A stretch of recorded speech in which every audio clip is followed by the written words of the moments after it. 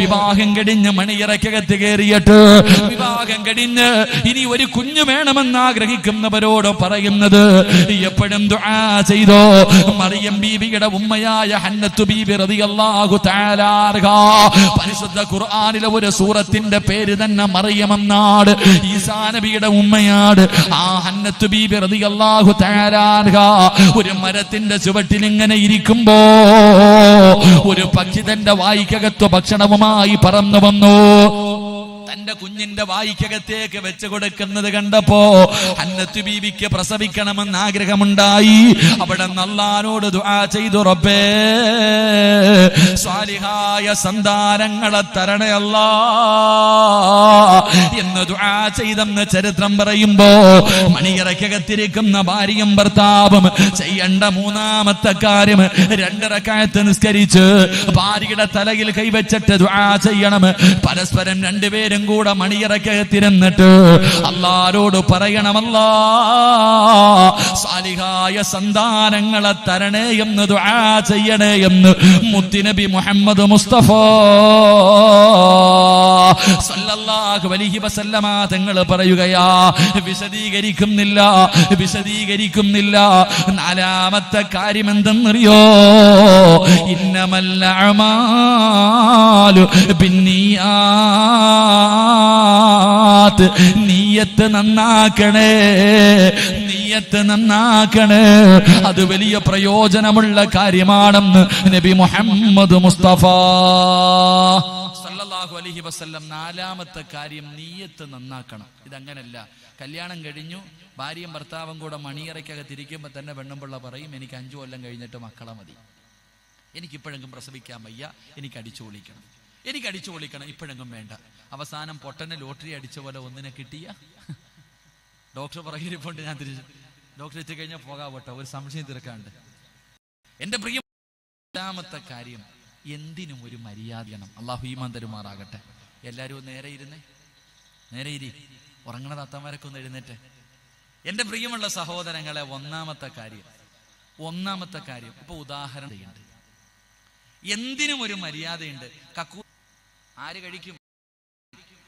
ഉറക്കപ്പറ, ആര് കഴിക്കും? ശൈത്താൻ കഴിക്കും, ഇല്ലേ? കഴിക്കും. ശാരീരികമായി ബന്ധപ്പെടുന്ന സമയത്ത് ബിസ്മി പറയാതെ ബന്ധപ്പെട്ടാൽ ശൈത്താൻ കൂടും.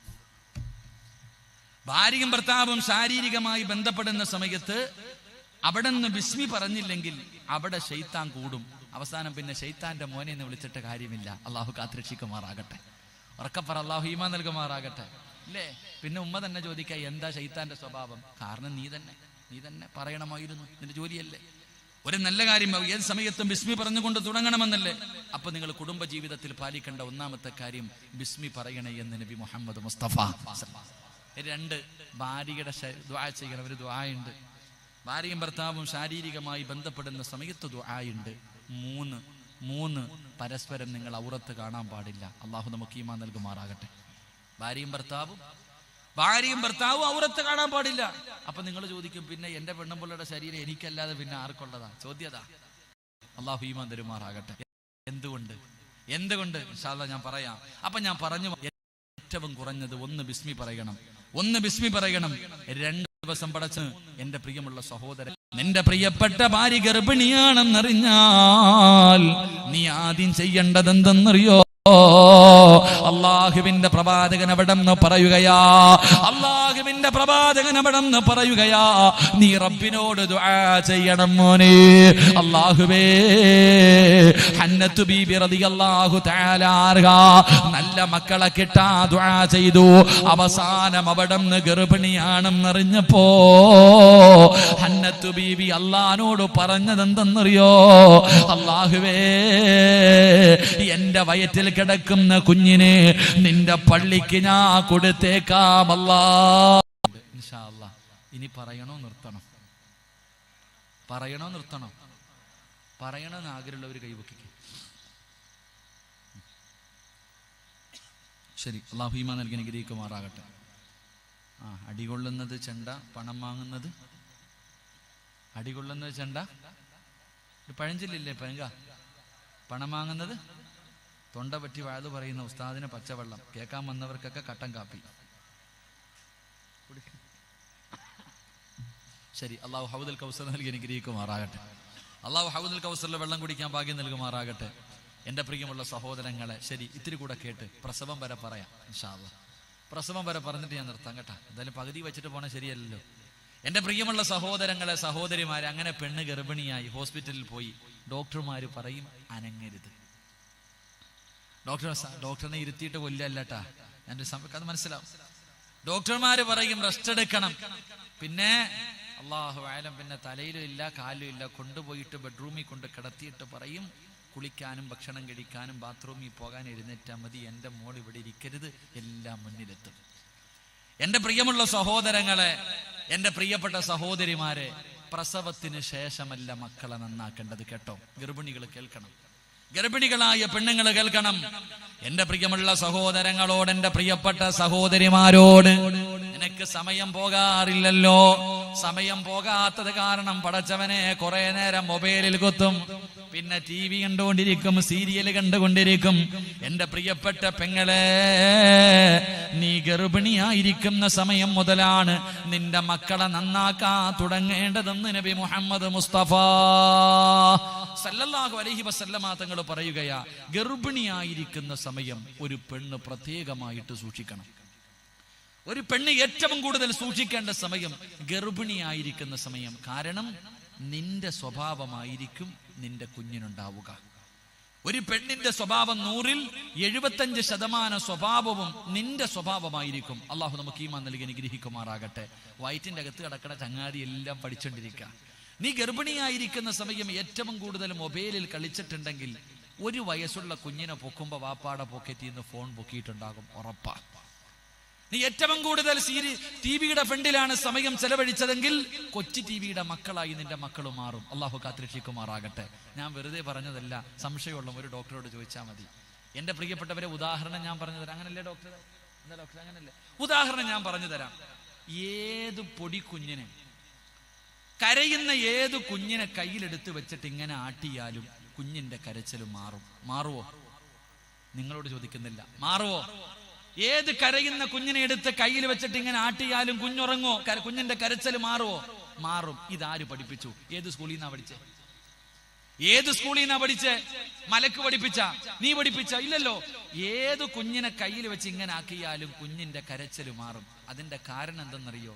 ഹോസ്പിറ്റലിൽ പോയപ്പോൾ ഡോക്ടർ പറഞ്ഞു, നിന്റെ വയറ്റിൽ വെള്ളമില്ല പറഞ്ഞില്ലേ? നിന്റെ വയറിന്റെ അകത്ത്, ഈ വെള്ളത്തിന്റെ അകത്ത് കിടന്ന് ഈ കുഞ്ഞിങ്ങനെ ആടി പഠിച്ചിട്ടുണ്ട്. അതുകൊണ്ടാ ഉമ്മ കൈകൊണ്ട് ഇങ്ങനെ ആക്കുമ്പോൾ കുഞ്ഞുറങ്ങുന്നത്, കുഞ്ഞിന്റെ കരച്ചിൽ മാറുന്നത്. അള്ളാഹു ഈമാൻ തരുമാറാകട്ടെ. അപ്പൊ വയറ്റിന്റെ അകത്ത് ഇത് കടന്ന് അങ്ങനെ ആടുന്നത് പഠിക്കണമെങ്കിൽ ബുദ്ധി വേണ്ടേ? നിന്റെ വയറിന്റെ അകത്ത് കിടന്ന് നീ കടന്നപ്പോഴും ഈ കുഞ്ഞ് ആടി പഠിച്ചത് കൊണ്ടല്ലേ കൈകൊണ്ട് ഇങ്ങനെ ആക്കിയപ്പോ കരച്ചിൽ നിർത്തിയത്, ഉറങ്ങിയത്. അത് മനസ്സിലാക്കാൻ കുഞ്ഞിന് പറ്റുമെങ്കിൽ നീ ബാക്കി ചെയ്യണ കാര്യമൊന്നും മനസ്സിലാക്കാൻ പറ്റൂലല്ലോ. അള്ളാഹു ഈമാൻ തരുമാറാകട്ടെ. അതുകൊണ്ട് ഞാൻ പറയുകയാ, ഗർഭിണിയായിരിക്കുന്ന സമയം, അതുകൊണ്ടാ പണ്ടുള്ള ഉമ്മമാര് പറഞ്ഞത് നല്ലത് മാത്രമേ ചെയ്യാൻ പാടുള്ളൂ. ഖുർആനോത്, നല്ല കാര്യങ്ങൾ ചെയ്യ്. കാരണം എന്ത്? നിന്റെ വയറ്റിന്റെ അകത്ത് കിടക്കുന്ന കുഞ്ഞിതൊക്കെ കാണുന്നുണ്ട്. നിന്റെ സ്വഭാവം നിന്റെ മക്കൾക്ക് ഉണ്ടാകാൻ സാധ്യതയുണ്ട്.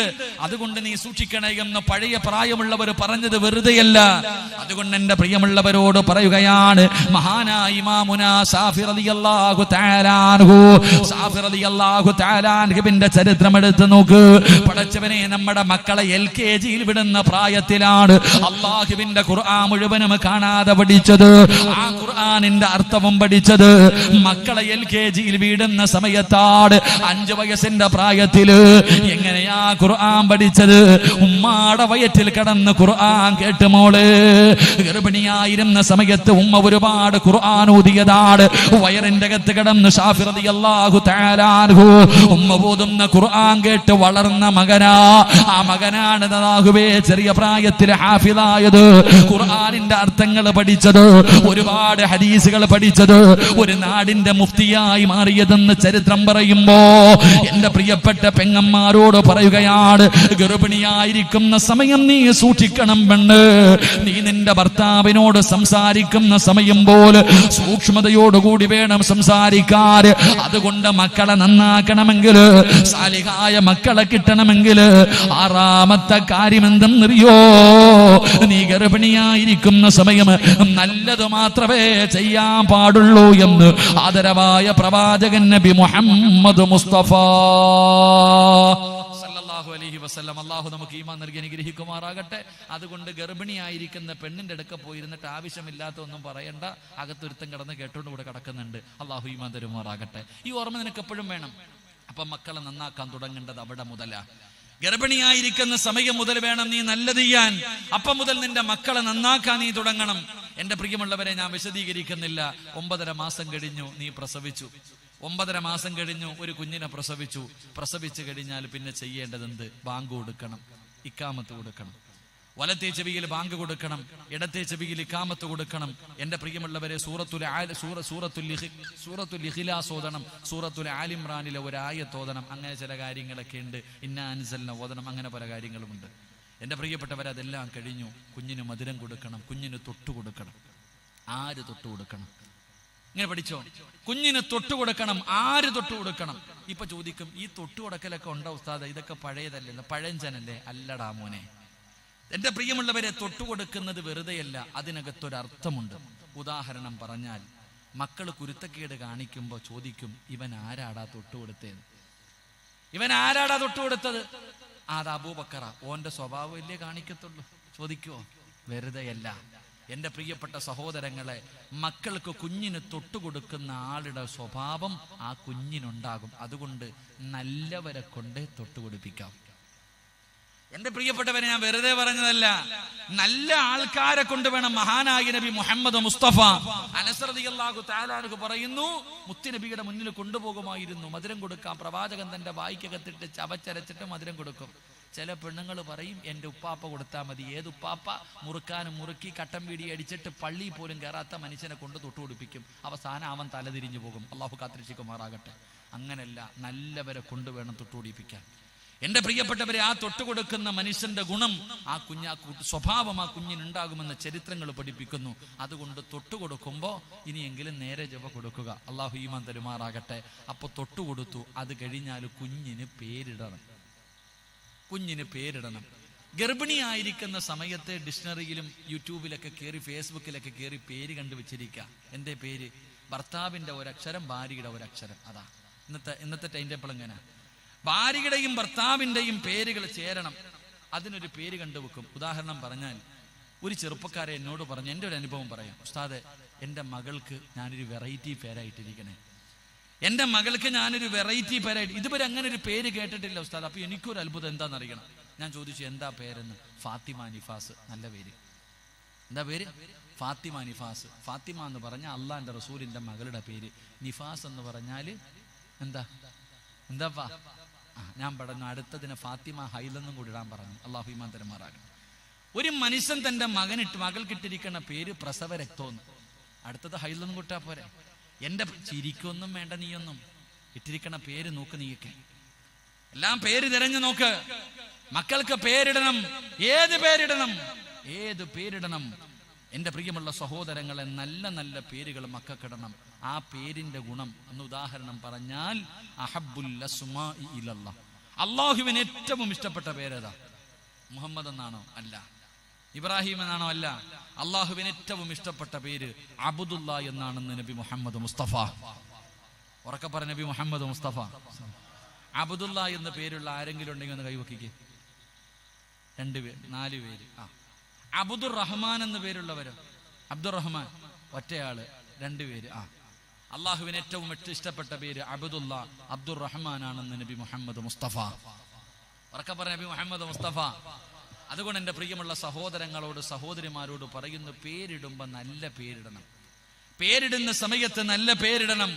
കാരണം എൻ്റെ പേര് സിറാജുദ്ദീൻ, ദീനിന്റെ വിളക്ക്. എൻ്റെ വാപ്പ എനിക്കിട്ട പേര്. അള്ളാഹു അദ്ദേഹത്തിന്റെ ഖബറിടം വിശാലമാക്കി കൊടുക്കുമാറാകട്ടെ. എൻ്റെ പേര് സിറാജുദ്ദീൻ, ദീനിന്റെ വിളക്ക്. ഈ 33 കൊല്ലത്തിന്റെ ഇടയിൽ എത്ര ലക്ഷക്കണക്കിന് പേര് ദീനിന്റെ വിളക്കേ എന്നെ വിളിച്ചിട്ടുണ്ട്. ഏതോ ഒരു മനുഷ്യന്റെ വിളി അല്ല കേട്ട്, അതുകൊണ്ടാണ് എന്നെനിക്ക് നിങ്ങളുടെ മുന്നിൽ വന്ന് നിൽക്കാൻ കഴിഞ്ഞത്. അള്ളാഹു ഈമാൻ തരുമാറാകട്ടെ. അതുകൊണ്ട് മക്കൾക്ക് പേരിടുമ്പോൾ നല്ല പേരിടണം. പേര് വേണോ? ഫേസ്ബുക്കിലൊന്നും നോക്കണ്ട, ഖുർആനിലുണ്ടോ എന്ന് നോക്കണം. മക്കൾക്ക് പേരിടുമ്പോ ഇന്നാ അർസൽനാക ഷാഹിദൻ വമുബശ്ശിറൻ വനദീറാ വദാഇയൻ ഇലല്ലാഹി ബിഇദ്നിഹി വസിറാജൻ മുനീറാ. അല്ലാഹുവിന്റെ വിശുദ്ധമായ ഖുർആൻ എടുത്ത് നോക്ക്.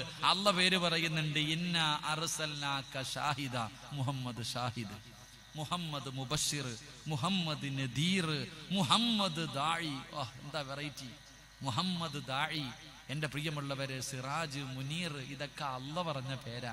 ഇതൊക്കെ നിനക്ക് പഴഞ്ചൻ, ഇതൊക്കെ നിനക്ക് പഴഞ്ചൻ. ചുമ്മാതല്ല ഇങ്ങോട്ട് വടാന്ന് വിളിക്കുമ്പോൾ അങ്ങോട്ട് പോകുന്നത്. അള്ളാഹു കാത്തിരക്ഷിക്കുമാറാകട്ടെ. മക്കൾക്ക് പേരിടുമ്പോൾ നല്ല പേരിടണം. നല്ല പേര് അള്ളാന്റെ ഖുർആനാ പറഞ്ഞത്. മുബശ്ശിർ ഇല്ലേ, നല്ല എന്താ മുഹമ്മദ് മുബശ്ശിർ, നല്ല പേര്. അർത്ഥം പോലും നോക്കണ്ട. എന്താ ഉസ്താദെ അർത്ഥം നോക്കണ്ട, ഖുർആനിലുണ്ട്. മുത്തി നബിയുടെ പേരാ മുഹമ്മദ് മുബശ്ശിർ, മുഹമ്മദ് നദീർ, മുഹമ്മദ് ദാഇ. ഇതൊക്കെ സിറാജ് അതെന്റെ പേര്, അൽഹംദുലില്ലാ. പിന്നെന്താ പേര്? മുനീർ. എനിക്കാണെങ്കിൽ മുനീറ എന്ന് പറഞ്ഞ് പേരുള്ളൊരു പെണ്ണിനെ കെട്ടണമെന്നായിരുന്നു ആഗ്രഹം. പക്ഷേ എനിക്ക് അള്ളാഹ് തന്നത് സുമയ്യായി ആയപ്പോയി. അള്ളാഹു ഈമാൻ തരുമാറാകട്ടെ. അള്ളാഹു എൻ്റെ ജീവിതം സന്തോഷത്തിലാക്കി തരുമാറാകട്ടെ. മുനീറ എന്ന് പേരുള്ളൊരു പെണ്ണിനെ കെട്ടണമെന്ന് ആഗ്രഹം. കാരണം എന്തേ? ഖുർആനി 3 സ്ഥലത്ത് എൻ്റെ പേരല്ല പറഞ്ഞിട്ടുണ്ട്. 3 സ്ഥലത്തും മുനീറ എന്നാണ് എൻ്റെ കൂടെ പറഞ്ഞത്. ഇന്നാ അർസൽനാക ഷാഹിദൻ വമുബശ്ശിറൻ വനദീറ വദാഇയൻ ഇലല്ലാഹി ബിഇദ്നിഹി വസിറാജൻ മുനീറ തബാറകല്ലദീ ജഅല ഫിസ്സമാഇ ബുറൂജൻ വജഅല ഫീഹാ സിറാജൻ വഖമറൻ മുനീറ.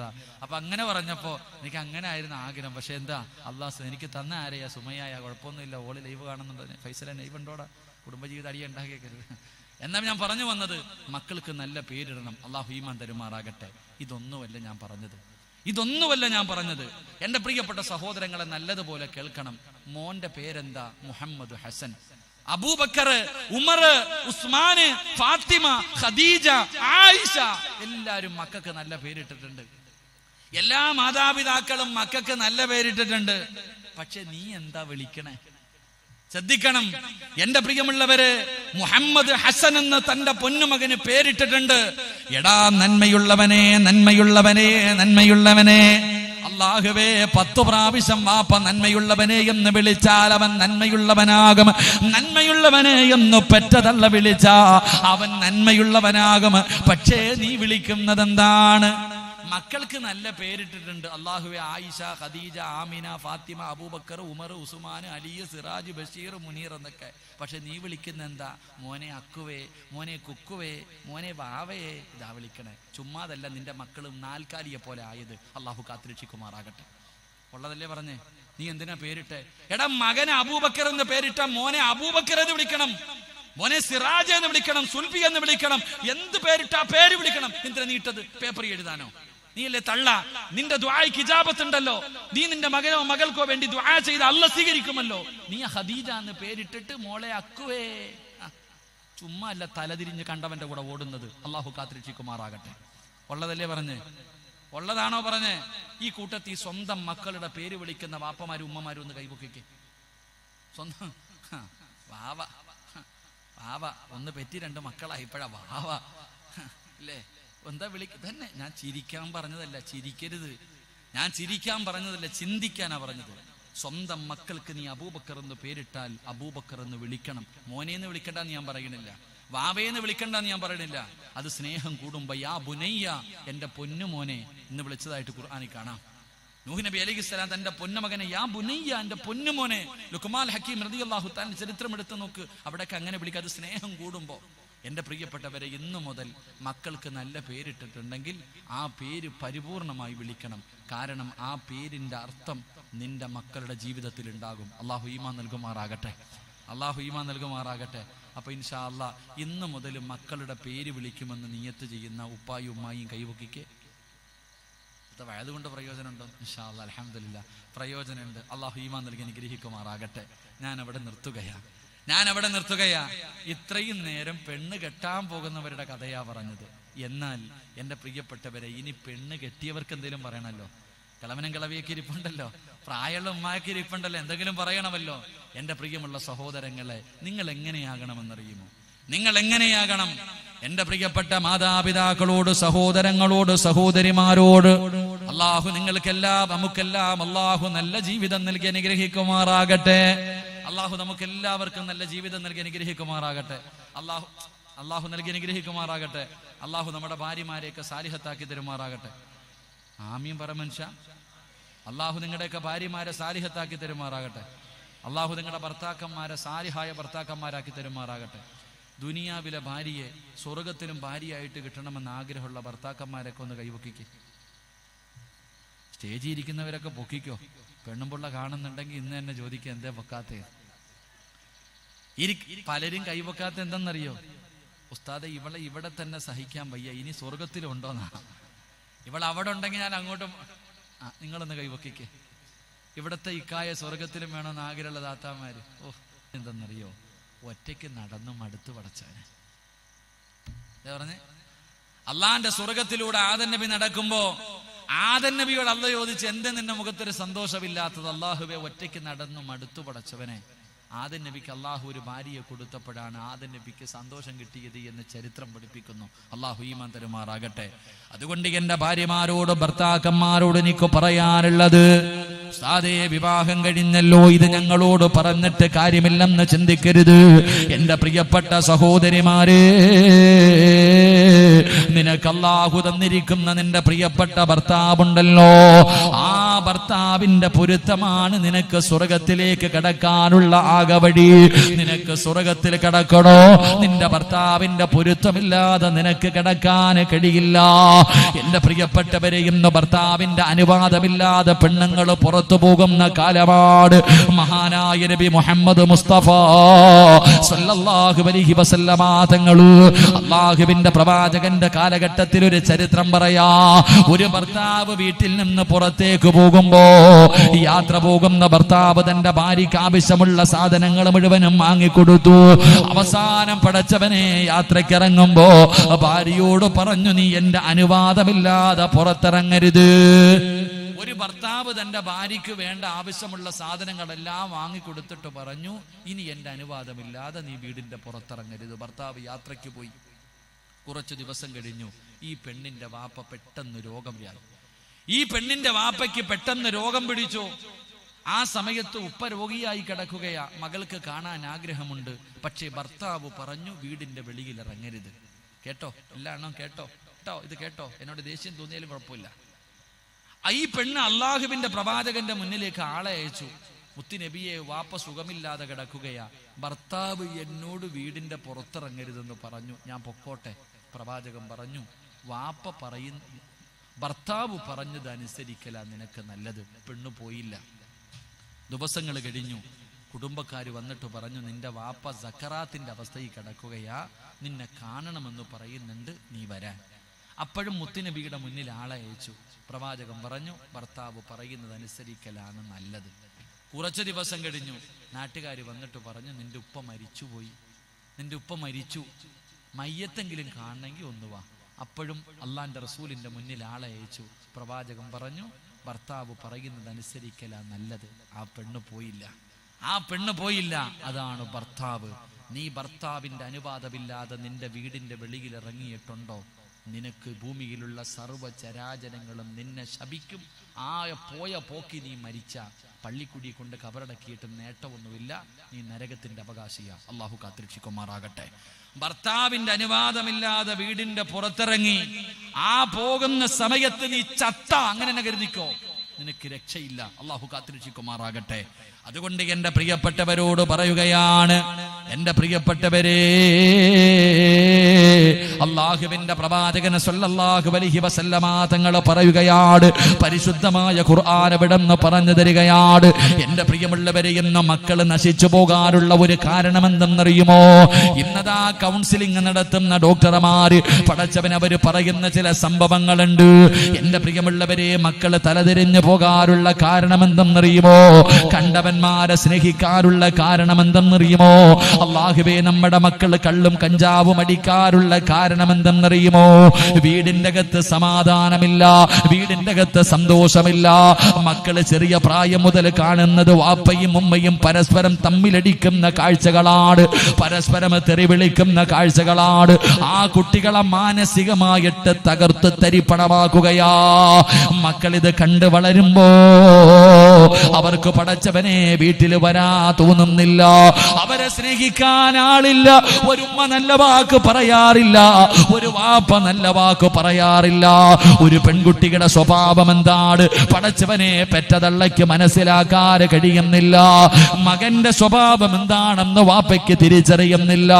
എന്റെ പ്രിയമുള്ളവര്, മക്കള് നല്ലത് ചെയ്താൽ അത് നല്ലതാണെന്ന് പറയാൻ മക്കള് ചെറിയ പ്രായം മുതലേ കാണുന്നത് വാപ്പായും ഉമ്മായും തല്ലുന്നു, ചീത്ത വിളിക്കുന്നു, കുറ്റപ്പെടുത്തുന്നു. ഇത് കണ്ട് കണ്ട് കണ്ട് മക്കൾ മടുത്തു.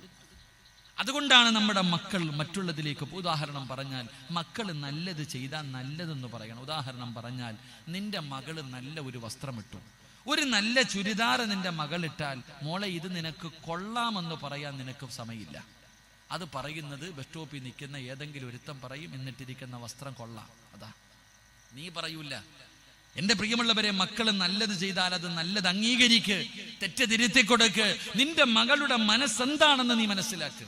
എന്റെ പ്രിയമുള്ളവരെ, ലിൽ മുത്തഖീന ഇമാമ, നീ ഇമാമാകണം, നീ ഇമാമാകണം. നിന്നെ കണ്ടാ നിന്റെ മക്കള് വളരുന്നത്. വാപ്പാ ലിൽ മുത്തഖീന ഇമാമ, നീ നിന്റെ ഭാര്യക്കും മക്കൾക്കും മാതൃകയാകുന്ന ഒരു വാപ്പയാകണം. അള്ളാഹു നമുക്ക് ഈമാൻ നൽകി അനുഗ്രഹിക്കുമാറാകട്ടെ. നിന്നെ കണ്ട നിന്റെ മക്കൾ പഠിക്കണേ. നീ 5 നേരം നിസ്കരിച്ച നിന്റെ മകളും നിസ്കരിക്കും, നീ ഖുർആൻ ഓതിയ നിന്റെ മക്കളും ഖുർആൻ ഓതും, നീ TV കണ്ട മക്കളും കാണും, നീ ഫോൺ വിളിച്ച നിന്റെ മക്കളും ഫോൺ വിളിക്കും. പിന്നെ കുറ്റപ്പെടുത്തിയിട്ട് കാര്യമില്ല. അള്ളാഹു ഈമാൻ നൽകുമാറാകട്ടെ. പിന്നെ മക്കളങ്ങിട്ട് വളർന്നു കഴിഞ്ഞാൽ ഉപദേശം ഉപദേശം ഉപദേശം, എല്ലാവരും ഉപദേശം. ഉപദേശത്തിന് ഒരു കുറവില്ല. വാപ്പയ്ക്ക് ഉപദേശം, ഉമ്മായ്ക്ക് ഉപദേശം, പള്ളിയിൽ പോയ ഉസ്താദ് ഉപദേശം. ഞാനൊന്ന് ചോദിക്കട്ടെ, ഒരേ ഒരു കാര്യം ചോദിക്കാം. മഹാനായ നബി മുഹമ്മദ് മുസ്തഫ, ഞാൻ നിർത്താം, ഒരൊറ്റ കഥ പറഞ്ഞിട്ട് നിർത്താം. മഹാനായ നബി മുഹമ്മദ് മുസ്തഫ സല്ലല്ലാഹു അലൈഹി വസല്ലമ തങ്ങളുടെ മുന്നിൽ ഒരു ഉമ്മ ഒരു മകനെ കൊണ്ടുവന്നു. ഒരു ചെറിയ മകനെ പ്രവാചകന്റെ മുന്നിൽ കൊണ്ടുവന്ന് നിർത്തിയിട്ട് പറഞ്ഞു, നബിയെ, ഇവൻ മധുരം അധികമായിട്ട് കഴിക്കുന്നു, ആരും പറഞ്ഞിട്ട് നിർത്തണില്ല, നിങ്ങളൊന്ന് ഉപദേശിക്കുക നബിയെ. റസൂലുള്ളാഹി സ്വല്ലല്ലാഹു അലൈഹി വസല്ലം തങ്ങൾ പറഞ്ഞു, പോയിട്ട് പിന്നെ വരാൻ. ഉമ്മയും മകനും കൂടെ പോയി. ഒരാഴ്ച കഴിഞ്ഞിട്ട് തിരിച്ചു വന്നു. റസൂലുള്ളാഹി സ്വല്ലല്ലാഹു അലൈഹി വസല്ലം തങ്ങളുടെ മുന്നിൽ വന്നപ്പോൾ പ്രവാചകൻ ആ മകനെ അടുത്ത് വിളിച്ചിട്ട് പറഞ്ഞു, മോനെ, മധുരം അധികമായിട്ട് തിന്നരുത്, ശരീരത്തിന് നല്ലതല്ല, പൊക്കോ. ഇത്രേ പറഞ്ഞുള്ളൂ. മോനെ, മധുരം അധികമായിട്ട് തിന്നരുത്, അത് ശരീരത്തിന് നല്ലതല്ല. ഈ ഉമ്മ ചോദിച്ചു, ഇത് പറയാനാ ഒരാഴ്ച എടുത്ത്? അന്നേ ഇത് പറഞ്ഞാൽ പോരായിരുന്നു? എന്തിനാ ഒരാഴ്ച എടുത്ത് അന്നേ അങ്ങ് പറഞ്ഞാൽ പോലെ? എന്തിനാ നബിയെ? ആ സമയത്ത് മുത്തുനബി പറഞ്ഞത് എന്തെന്നറിയോ? മധുരം അധികമായിട്ട് ഞാൻ കഴിക്കാറുണ്ട്, ആദ്യം ഞാനൊന്ന് കുറയ്ക്കാം എന്നിട്ട് ഉപദേശിക്കാമെന്ന് കരുതി എന്ന് നബി മുഹമ്മദ് മുസ്തഫ. അള്ളാന്റെ പള്ളിയിൽ നിന്ന് 5 നേരം ബാങ്ക് വിളിക്കുമ്പോ നീ കട്ടൻ പീടിയും വലിച്ചുകൊണ്ട് വരാന്തയിലിരിക്കും, എന്നിട്ട് മോനോട് പറയും പള്ളിയിൽ പോടാൻ. ഇതെന്ത് ന്യായം?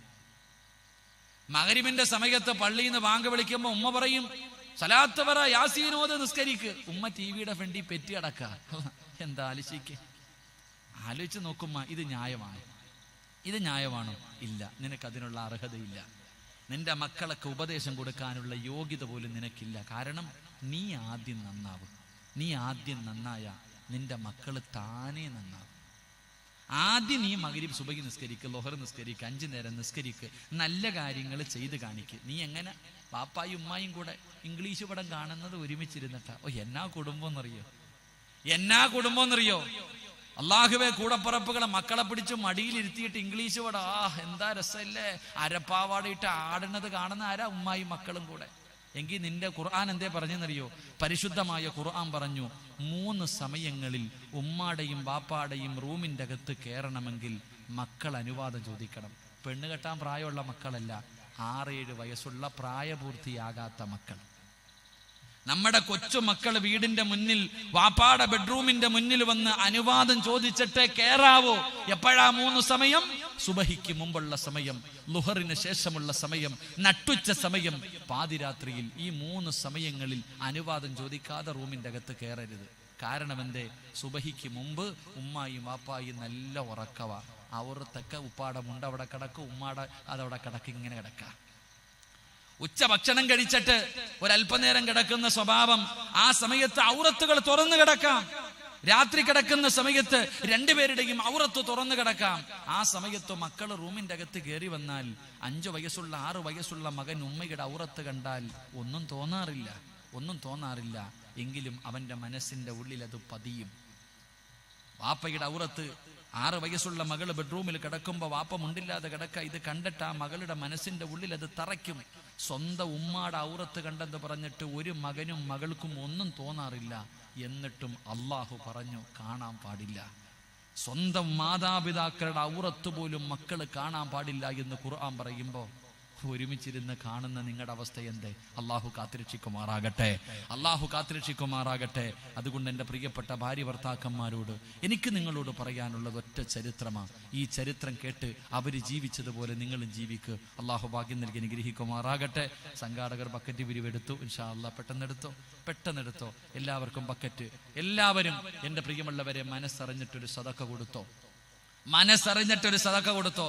എന്തിനാണെന്നറിയാവോ? നിന്റെ ഭർത്താവ് നേരെയാകണോ? എത്ര കൊല്ലമായി ഉസ്താദേ? 3-4 മക്കളായി പോയി നരകിച്ച് ജീവിക്കുകയാ. പെങ്ങളെ, തലതിരിഞ്ഞു പോയ നിന്റെ ഭർത്താവ് നന്നാകണമെങ്കിൽ, ഒരു സന്തോഷമുള്ള ജീവിതം നിനക്ക് വേണമെങ്കിൽ, എന്റെ പ്രിയപ്പെട്ട പെൺമക്കളോട്, നിങ്ങൾക്കൊരു അല്ലാഹുവിനെ ഭയമുള്ള ഒരു ഭർത്താവിനെ കിട്ടണമെങ്കിൽ സദഖ കൊടുക്കും മക്കളെ. മനസ്സറിഞ്ഞുകൊണ്ട് സദഖ കൊടുക്കും മനുഷ്യ. അല്ലാഹു നിനക്കൊരു നല്ല ജീവിതം തരുമെന്ന് ആദരവായ പ്രവാചകൻ നബി മുഹമ്മദ് മുസ്തഫ സല്ലല്ലാഹു അലൈഹി വസല്ലമ തങ്ങൾ പറയുമ്പോൾ, ഒരാളുടെയും കാശ് അല്ലാഹുവിന് വെറുതെ വേണ്ട. ഒരുത്തന്റെയും 5 നയാ പൈസ അല്ലാഹുവിന് വേണ്ട. ഇത് കൊടുത്താ നേട്ടം നിങ്ങൾക്കാണ്, നിങ്ങൾക്ക് തന്നെയാണ് ഇതിന്റെ നേട്ടം. അസ്സദഖത്തു റത്തുൽ ബലാ, സദഖ വിപത്തിനെ തട്ടിമാറ്റുമെന്ന് നബി മുഹമ്മദ് മുസ്തഫ സല്ലല്ലാഹു അലൈഹി വസല്ലമ തങ്ങൾ പറയുമ്പോൾ, ക്യാൻസർ എന്ന് പറയുന്ന രോഗം വന്നിട്ട് നെഞ്ചത്തടിച്ച് കരഞ്ഞിട്ട് കാര്യമില്ല. സ്വന്തം വീട് വിറ്റ് ചികിത്സിച്ചാലും മാറാത്ത രോഗമാണ്.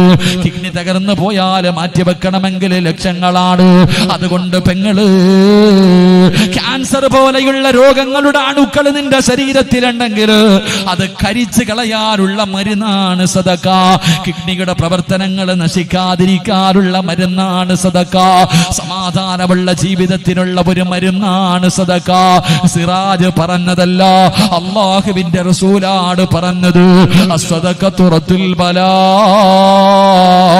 സദഖ വിപത്തുകളെ തട്ടിമാറ്റുമെന്ന് നബി മുഹമ്മദ് മുസ്തഫ സല്ലല്ലാഹു അലൈഹി വസല്ലമ തങ്ങൾ പറയുമ്പോൾ, എന്റെ പ്രിയമുള്ളവരെ, മനസ്സറിഞ്ഞിട്ട് കൊടുക്കൂ. എത്രയോ ക്യാൻസർ രോഗികളെ കാണുന്നവരാണ്. എത്രയോ കാല് പോയവർ, കൈ പോയവർ, പടച്ചവനെ നട്ടല്ലൊടിന്നവർ, തളർന്നു കിടക്കുന്നവർ, കിടന്ന കിടപ്പിൽ കിടന്ന് മലമൂത്ര വിസർജനം നടത്തുന്നവരെ കാണുന്നവരാണ്. സ്വന്തം ഭാര്യ പോലും ആഗ്രഹിക്കുന്ന ഭർത്താവ് മരിക്കാ, തന്റെ ഭാര്യയൊന്ന് മരിക്കാ ഭർത്താവ് ആഗ്രഹിക്കുന്നു. സ്വന്തം മക്കള് ദുആ ചെയ്യുന്ന പടച്ചവരെ, എന്റെ വാപ്പാനെ മരിപ്പിക്കണേ അല്ലാ, എന്റെ ഉമ്മാനെ മരിപ്പിക്കണേ അല്ലാ എന്ന മക്കള് പോലും ദുആ ചെയ്യുമ്പോ, എന്റെ പ്രിയമുള്ളവരെ, മാരകമായ രോഗങ്ങളെ തകർത്ത് കളയാൻ സദഖയ്ക്ക് കഴിയും പെങ്ങള്. അതുകൊണ്ട് മനസ്സറിഞ്ഞിട്ട് കൊടുത്തോ. ഒരു നല്ല കാര്യത്തിനല്ലേ. അതുകൊണ്ട് എന്റെ പ്രിയപ്പെട്ട പെങ്ങന്മാരോട് പറയുകയാ, നിങ്ങൾ എങ്ങനെ ജീവിക്കണമെന്നറിയോ? നിങ്ങൾ ആരെ പോലെ ആകണമെന്നറിയോ? എന്റെ പ്രിയപ്പെട്ട പെങ്ങളെ, അത് പറഞ്ഞുകൊണ്ട് നമുക്ക് അല്ലാഹുവിന്റെ മുന്നിൽ ദുആ ചെയ്ത് നിർത്താ. എന്റെ പ്രിയപ്പെട്ടവരെ, മനസ്സറിഞ്ഞിട്ടൊരു സദഖ കൊടുക്കൂ. പറ 3 സ്വലാത്തു സല്ലല്ലാഹു അലാ മുഹമ്മദ് സല്ലല്ലാഹു അലൈഹി വസല്ലം, സല്ലല്ലാഹു അലാ മുഹമ്മദ് സല്ലല്ലാഹു അലൈഹി വസല്ലം, അല്ലാഹുമ്മ സല്ലി അലാ മുഹമ്മദ് യാ റബ്ബി സല്ലി അലൈഹി വസല്ലം. കരുണക്കടലായ ദയാലുവായ അല്ലാഹ്, ആരെല്ലാം മനസ്സറിഞ്ഞുകൊണ്ടൊരു സദഖ കൊടുക്കുന്നു അവരുടെ ദുനിയാവും ആഖിറവും നീ വെളിച്ചത്തിലാക്കണേ അല്ലാഹ്. സന്തോഷമുള്ള ജീവിതം കൊടുക്കണേ അല്ലാഹ്. സമാധാനമുള്ള ജീവിതം കൊടുക്കണേ അല്ലാഹ്. അതുകൊണ്ട് ഇവിടെ ഇരിക്കുന്നവരോട് പടച്ചവനെ അതാ നിങ്ങൾക്ക് മാതൃകയായ ഒരു ഭാര്യയെയും ഭർത്താവിനെയും പറഞ്ഞു തരാ. നിങ്ങൾ ഇങ്ങനെയാണ് ജീവിക്കേണ്ടത്. ഇങ്ങനെ ജീവിച്ച കുടുംബത്തിലാണ് സമാധാനമുള്ളത്. ഇങ്ങനെ ജീവിക്കുന്ന കുടുംബത്തിലാണ് സന്തോഷമുള്ളത്. ഇങ്ങനെ ജീവിക്കുന്ന കുടുംബത്തിലെ മക്കളാണ് അല്ലാഹുവേ സ്വാലിഹീങ്ങളാകുന്നത്. അതുകൊണ്ട് എന്റെ പ്രിയപ്പെട്ടവരെ, ഒരു ചരിത്രം നിങ്ങൾക്ക് പറഞ്ഞു തരാ. മഹാനായ നബി മുഹമ്മദ് മുസ്തഫ സല്ലല്ലാഹു അലൈഹി വസല്ലമ തങ്ങള് അല്ലാഹുവിന്റെ പ്രവാചകൻ ഖദീജ ബീവി റളിയല്ലാഹു തആല അൻഹ, ഖദീജ ബീവിയെ മുത്തുനബി വിവാഹം കഴിക്കുന്നത് പ്രവാചകൻ 25 വയസ്സ്, ഖദീജ ബീവി റളിയല്ലാഹു തആല അൻഹയ്ക്ക് 40 വയസ്സ്. അള്ളാഹുവിന്റെ പ്രവാചകൻ സല്ലല്ലാഹു അലൈഹി വസല്ലം തങ്ങള് ഖദീജ ബീവിയെ വിവാഹം കഴിക്കുമ്പോൾ പ്രവാചകൻ 25 വയസ്സ്, ഖദീജ ബീവിക്ക് 40 വയസ്സ്. ഇവർ രണ്ടുപേരും കൂടെ 25 കൊല്ലം ജീവിച്ചു. എന്റെ പ്രിയപ്പെട്ട പെങ്ങൾ കേൾക്കണം, ആരാ ഖദീജ? ആരാ ഖദീജ? ഖദീജയ്ക്ക് അള്ളാഹു സ്വർഗത്തിൽ കൊടുക്കുന്ന പ്രതിഫലം ലോകത്ത് ഒരു പെണ്ണിനും കിട്ടൂല. അള്ളാഹു ഈമാൻ തരുമാറാകട്ടെ.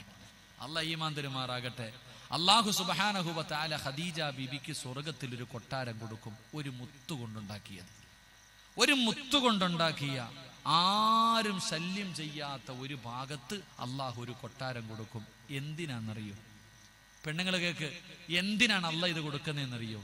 25 കൊല്ലം റസൂലുള്ളാഹി സ്വല്ലല്ലാഹു അലൈഹി വസല്ലമ തങ്ങളുടെ കൂടെ ജീവിച്ചിട്ട് ഒരിക്കൽ പോലും ശബ്ദമുയർത്തി സംസാരിച്ചിട്ടില്ല.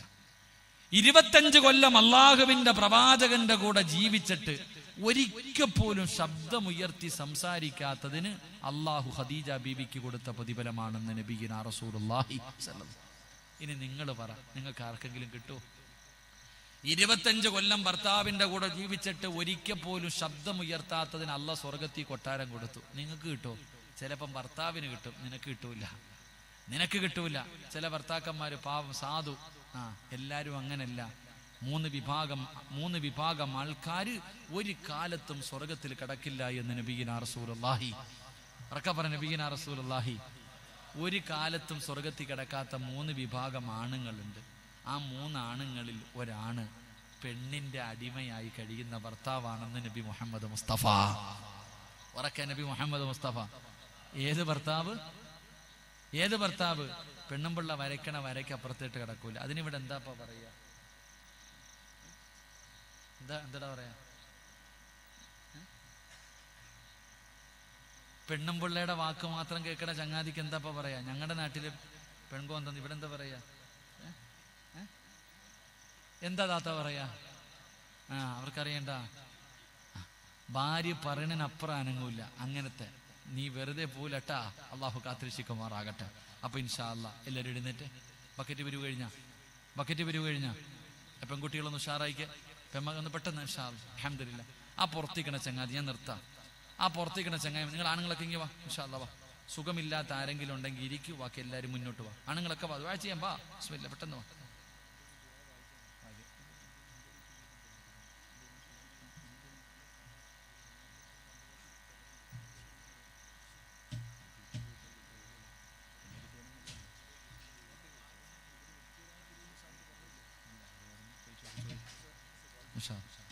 ആണുങ്ങളൊക്കെ കയറിക്ക് ദുആ ചെയ്യാൻ പെട്ടെന്ന് കയറി. ഇൻഷാ അല്ലാ.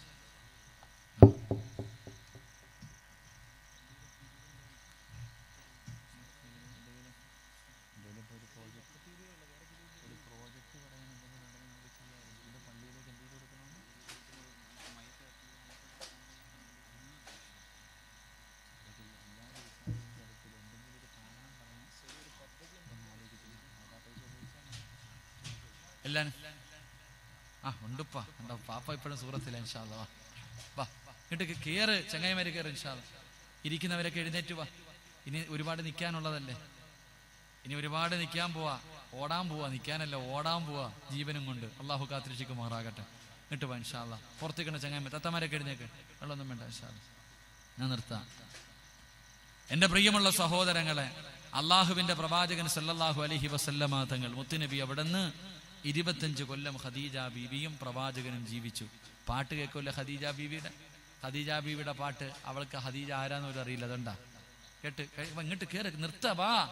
അൽഹംദുലില്ലാഹ്. അള്ളാഹു ഹിമ്മത്ത്, അള്ളാഹു നമ്മുടെയൊക്കെ ഹൃദയങ്ങൾ അള്ളാഹു അടുപ്പിക്കുമാറാകട്ടെ. അള്ളാഹു ഹൃദയങ്ങൾ അടുപ്പിക്കുമാറാകട്ടെ. പെണ്ണുങ്ങളൊക്കെ അടുത്ത് ഇൻഷാ അല്ലാഹ് ഇനി ആരും ഇരിക്കരുത്. ഇനി ദുആ ചെയ്ത് സലാത്ത് പറഞ്ഞ് വീട്ടിൽ പോയിരുന്നു. അതിനു മുമ്പ് ആരും ഇരിക്കരുത്. കാരണം എന്തേ? ആരോഗ്യമില്ല ഇല്ലേ? ആരോഗ്യമില്ല ഇല്ലേ? 500 1000 മാറാൻ ബാങ്കിന്റെ മുന്നിൽ പോയി നിന്നപ്പോൾ ആരോഗ്യം ഉണ്ടായിരുന്നോ? ഇപ്പൊ പിന്നെ പൈസ തന്നെ കിട്ടാനില്ല ബാങ്കിൽ. നല്ലതാ, ഓനാരും കുറ്റം പറയണ്ട. ഇതൊക്കെ നല്ലതാ. അൽഹംദുലില്ലാഹ്. വന്ന വഴി മറന്നപ്പോൾ അള്ളാഹ് എന്ന ശിക്ഷ ഇതൊക്കെ. അള്ളാഹു നമുക്ക് ഈമാൻ നൽകുമാറാകട്ടെ. ചങ്ങായിമാരെ ഇങ്ങോട്ട് കയറി വിടാം. ബക്കറ്റൊക്കെ ഇങ്ങോട്ട് കയറി ഇൻഷാ അല്ലാഹ്. എല്ലാം കയറി, എല്ലാവരും ഇങ്ങോട്ട് കയറി. കസേരൊക്കെ പിന്നെ പറക്കാപ്പ. അൽഹംദുലില്ലാഹ്. അള്ളാഹു നമുക്ക് എല്ലാവർക്കും നല്ല മരണം നൽകുമാറാകട്ടെ. അള്ളാഹു നമുക്ക് എല്ലാവർക്കും നല്ല മരണം നൽകുമാറാകട്ടെ. ആമീൻ പറ. അള്ളാഹു നല്ല മരണം നൽകുമാറാകട്ടെ ഇൻഷാ അല്ലാഹ്. ഞാനൊരു സൂറത്ത് പറഞ്ഞു തരാം ഇൻഷാ അല്ലാഹ്. ഓതൂലേ?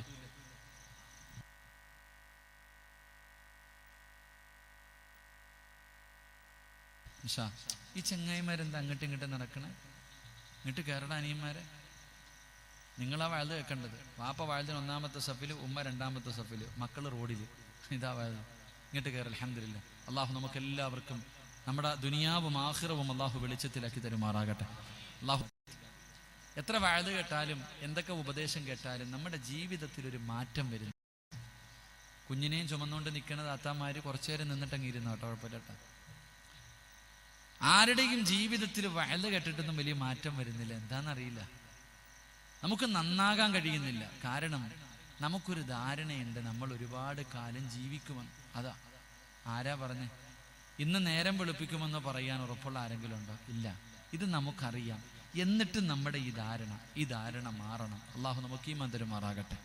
അള്ളാഹു നമുക്ക് നല്ല മരണം നൽകുമാറാകട്ടെ. ഒരാളുടെ മരണം അടുത്തു എന്ന് അറിയാൻ വല്ല അടയാളമുണ്ടോ?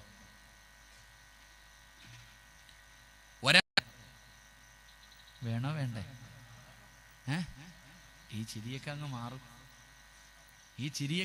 അതുകൊണ്ടാ ചോദിക്കണേ, വേണോ വേണ്ടേ? വേണോന്നുള്ളവരൊക്കെ കൈപൊക്കിക്കോ. അടയാളം പറഞ്ഞു തരാം. ഏതെങ്കിലും ഒരെണ്ണം വന്നിട്ടുണ്ടെങ്കിൽ കഫൻ തുണി വാങ്ങിച്ചോ, നാളെ രാവിലെ പോയിട്ട്.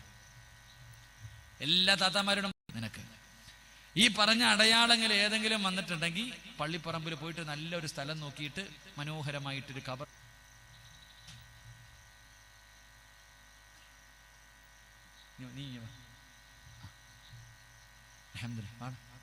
ഈ മകന്റെ ഉമ്മ ഉണ്ടായി സ്റ്റേജില്.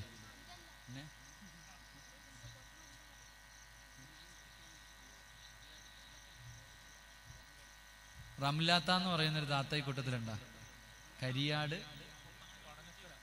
കരിയാട് പഠനക്കട കാക്കുണ്ടെങ്കിൽ ഒരുങ്ങിക്കോടാ. അള്ളാഹു നമുക്ക് ഈമാൻ നൽകുമാറാകട്ടെ. അള്ളാഹു ഈമാൻ നൽകുമാറാകട്ടെ. ഒരെണ്ണമല്ല ഉസ്താദെ, ഏകദേശം നരച്ചിരിക്ക. ദേമനാത്ത എത്ര നരച്ചിട്ടുണ്ട്. ഇങ്ങനെ അങ്ങോട്ട് പിടിത്. ഭർത്താവിന്റെ മുടി വെട്ടുന്നത് ഭാര്യ. ഇങ്ങനെ മുടി നരച്ചോ. പഴയ ആരോഗ്യം നമുക്ക് ആർക്കുമില്ല. ജോയിന്റുകൾക്ക് വേദന. എന്റെ പ്രിയമുള്ളവരെ, സുജൂദ് ചെയ്യാൻ വയ്യ. നെഞ്ചു വിരിച്ച് നടന്നവർ അള്ളാഹുവേ കുനിഞ്ഞു കൂനു വന്നു തുടങ്ങി പള്ളിപ്പറമ്പിൽ കിടക്കുന്നുണ്ട്. അള്ളാഹു അങ്ങനെയുള്ള മരണത്തെ തൊട്ട് കാത്തുരക്ഷിക്കുമാറാകട്ടെ. അതുകൊണ്ട് എന്റെ പ്രിയമുള്ളവരോട് പറയുകയാണ്, അള്ളാഹുവിന്റെ പ്രവാചകനും തന്റെ പ്രിയപ്പെട്ട ഭാര്യയും 25 കൊല്ലം ഭാര്യയും ഭർത്താവുമായി ജീവിച്ചു. എന്റെ പ്രിയപ്പെട്ട ഉമ്മ,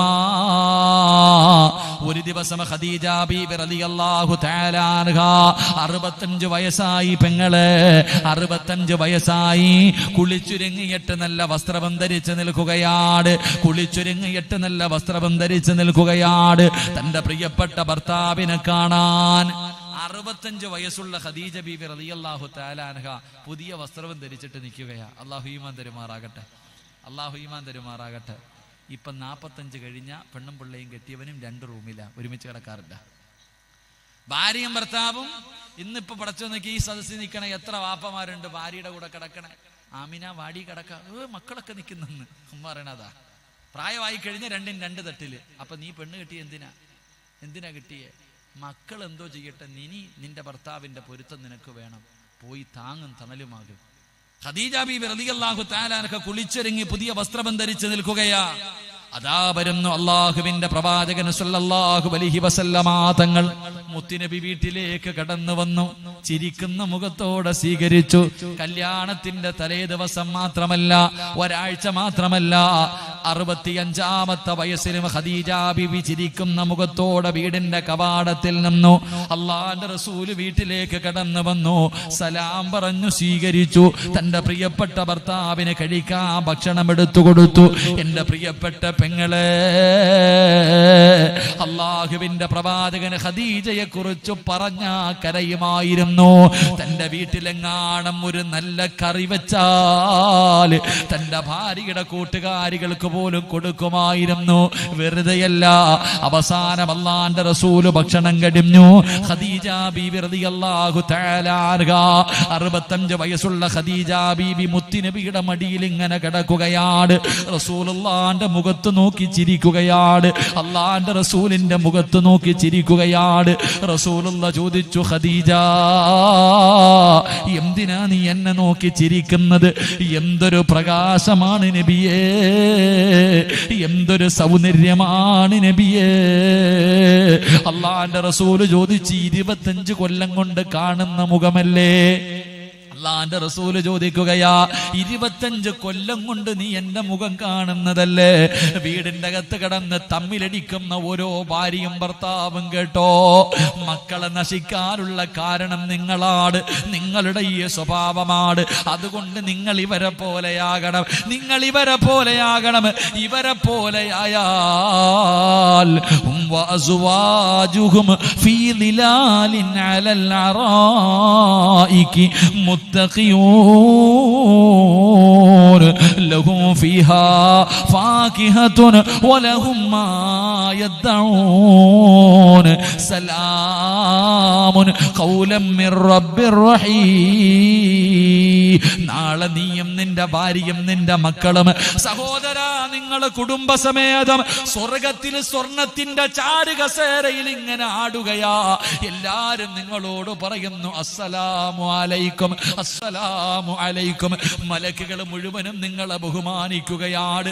ഇത് കാണുമ്പോ ഈ നാട്ടിലെ പെണ്ണുങ്ങൾ ചോദിക്കും, ആമീന, നീ ഇവിടെയും ഒരുമിച്ചാണല്ലോടി.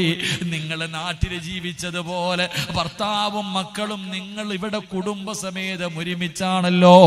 എങ്ങനെയാ ഈ പ്രതിഫലം കിട്ടിയത്? ആ ചോദ്യത്തിന് മറുപടി കഴിയണമെങ്കിൽ, ആ ചോദ്യത്തിന് മറുപടി പറയണമെങ്കിൽ ഇതുപോലെ ജീവിക്കണം പെങ്ങളെ. അള്ളാഹുവിന്റെ പ്രവാചകന്റെ മടിത്തട്ടിൽ ഖദീജ കിടക്കുകയാണ്. റസൂലുള്ളാഹിയോട് തമാശ പറയുകയാണ്. മുത്തുനബി ചിരിക്കുന്നത് കണ്ടപ്പോ ഖദീജ ബീബി റളിയല്ലാഹു തആല അൻഹ ചോദിച്ചു, യാ റസൂലല്ലാഹ്, 25 കൊല്ലമായി നമ്മൾ ഒരുമിച്ച് ജീവിക്കുകയാണ്. ഞാൻ പോകുകയാ, നമ്മൾ പിരിയാൻ പോകുകയാണ്, നമ്മൾ പിരിയാൻ പോകുകയാണ്. നബിയേ, ഈ 25 കൊല്ലത്തെ ജീവിതത്തിന്റെ ഇടയിൽ അങ്ങയുടെ മനസ്സിന് വേദനയുണ്ടാക്കുന്ന എന്തെങ്കിലും ഞാൻ പറഞ്ഞു പോയിട്ടുണ്ടെങ്കിൽ എനിക്ക് പൊരുത്തപ്പെട്ട് തരണേ യാ റസൂലല്ലാഹ്. ഭാര്യ ഭർത്താവിനോട് പൊരുത്തം ചോദിക്കുകയാ, ഭാര്യ ഭർത്താവിനോട് പൊരുത്തം ചോദിക്കുകയാണ്. അള്ളാന്റെ റസൂല് തന്റെ കൈ കൊണ്ട് വാപൊത്തി പിടിച്ചു. ഖദീജ ബീവിയുടെ വാപൊത്തി പിടിച്ചു. എന്നിട്ട് പറഞ്ഞു, ഖദീജ, നീ എന്നോട് പൊരുത്തം ചോദിക്കരുത്, നീ എന്നോട് പൊരുത്തം ചോദിക്കരുത്. നിന്നെ യാ റസൂലല്ലാഹ്, എനിക്ക് 3 ആഗ്രഹമുണ്ട് നബിയേ, എനിക്ക് 3 ആഗ്രഹമുണ്ട് നബിയേ, സാധിച്ചു തരുവോ നബിയേ? അള്ളാന്റെ റസൂല് ചോദിച്ചു, നിന്റെ മയ്യത്ത് പൊതിയുമ്പോ അങ്ങയുടെ ശരീരത്ത് കിടക്കുന്ന ഈ പുതപ്പ് എന്റെ കഫൻ തുണിക്കകത്ത് വെക്കണം. നിങ്ങളുടെ സുഗന്ധം എനിക്ക് വേണം. ഖബറിൽ കിടക്കുമ്പോ പോലും എനിക്ക് നിങ്ങളുടെ സുഗന്ധം വേണം നബിയേ. 3-ാമതായി പറഞ്ഞു, യാ റസൂലല്ലാഹ്, മണ്ണിലേക്ക് ഇറക്കി വെക്കുമ്പോ എന്റെ ഖബറിന്റെ അകത്ത് ഇറങ്ങിയിട്ട് എന്റെ ശരീരം മണ്ണിലിറക്കി വെക്കേണ്ടത് നിങ്ങളുടെ കൈ കൊണ്ടാ. ഇതെന്റെ ആഗ്രഹവാ, ഇതെന്റെ ആഗ്രഹവാ. ഖദീജ ബീവി റളിയല്ലാഹു തആല അൻഹ വഫാത്താവുകയാണ്. അവിടുന്ന് മരണപ്പെട്ടു. റസൂലുള്ളയാണ് മയ്യത്ത് കുളിപ്പിച്ചത്. മുത്തുനബി തന്നെയാണ് മയ്യത്ത് കുളിപ്പിച്ചത്. ഖദീജ ബീവിയുടെ ജനാസ കുളിപ്പിച്ചത് അല്ലാഹുവിന്റെ റസൂലാ. അവസാനം മയ്യത്ത് പുതിയ സമയമാകുമ്പോ റസൂലുള്ള തന്റെ ചുമലിൽ കിടക്കുന്ന പുതപ്പെടുത്തിട്ട് ചുംബനം കൊടുക്കുകയാണ്. എന്തിനാ ഭാര്യ പുതിയ, എന്തിനാ ഭാര്യയുടെ കഫം പുതിയ? അവിടുന്ന് കഫം പൊതിഞ്ഞു. അവസാനം അല്ലാഹുവേ നിസ്കാരം കഴിഞ്ഞു. റസൂലുള്ള ഖബറിന്റെ അകത്തിറങ്ങുകയാണ്. കാരണം തന്റെ ഖദീജയെ വെക്കാൻ പോകുകയാണ്. തനിക്ക് താങ്ങും തണലുമായി നിന്ന ഖദീജയെ മണ്ണിലേക്ക് ഇറക്കുകയാണ്. മുത്തുനബി ജനാസ എടുത്തു മണ്ണിലേക്ക് ഇറക്കി വെച്ചു. ഖദീജ ബീവിയുടെ ശരീരത്തെ കെട്ടിയിരുന്ന 3 കെട്ടുകൾ അഴിച്ചു മാറ്റി. ഖദീജ ബീവിയുടെ മുഖം കാണുമ്പോ റസൂലുള്ളാന്റെ കണ്ണ് നിറയുകയാ. മുത്തുനബി കരയുകയാണ്. താടിരോമത്തിലൂടെ കണ്ണുനീരിങ്ങനെ ഒഴുകുകയാണ്.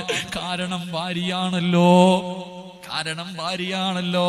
അല്ലാഹുവിന്റെ റസൂൽ തന്റെ പ്രിയപ്പെട്ട ഭാര്യയുടെ ജനാസ ഖബറിന്റെ അകത്ത് ഇറക്കി വെച്ചു. 3 കെട്ടുകൾ അടിച്ചു മാറ്റി. അവസാനം സുബ്ഹാനല്ലാഹ് ഒരു പിടി മണ്ണ് വാരിയിട്ട് കബളിന്റെ താഴെ വെക്കുവല്ലോ.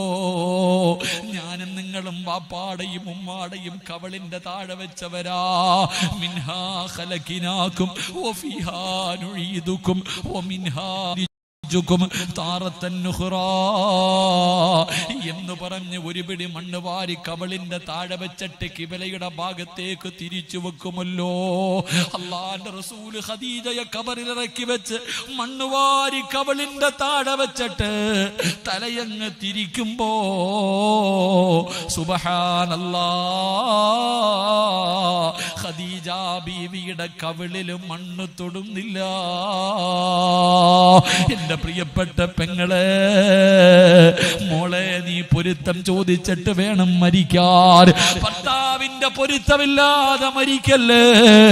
ഭാര്യയുടെ പൊരുത്തമില്ലാതെ നിങ്ങളും മരിക്കരുത്. ഓരോ രാത്രി കിടക്കുമ്പോഴും ഭർത്താവും ഭാര്യയും പരസ്പരം പൊരുത്തം ചോദിക്കണേ. എനിക്ക് നിങ്ങളോട് പറയാറുള്ളത്, ഈ അടുത്തൊരു മുസ്ലിം പെൺകുട്ടി ആ മുസ്ലിമിന്റെ കൂടെ ഇറങ്ങിപ്പോയി.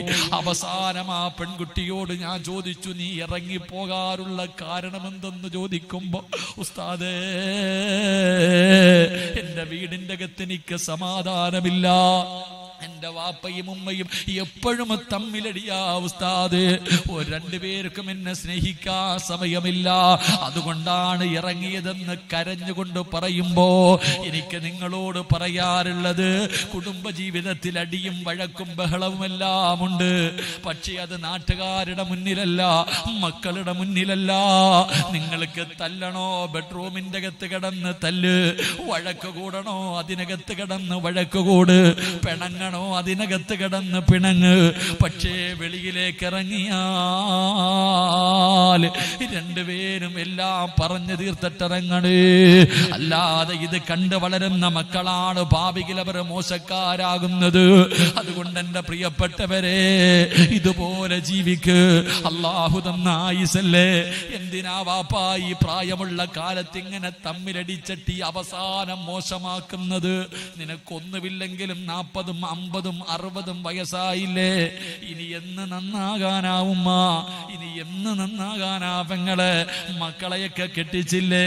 ഇനിയെങ്കിലും നിനക്കൊന്ന് നേരെയായിക്കൂടെ? അതുകൊണ്ട് എനിക്ക് നിങ്ങളോട് പറയാറുള്ളത്, മക്കള് നന്നാകണമെങ്കിൽ ആദ്യം നന്നാകേണ്ടത് നമ്മളാ.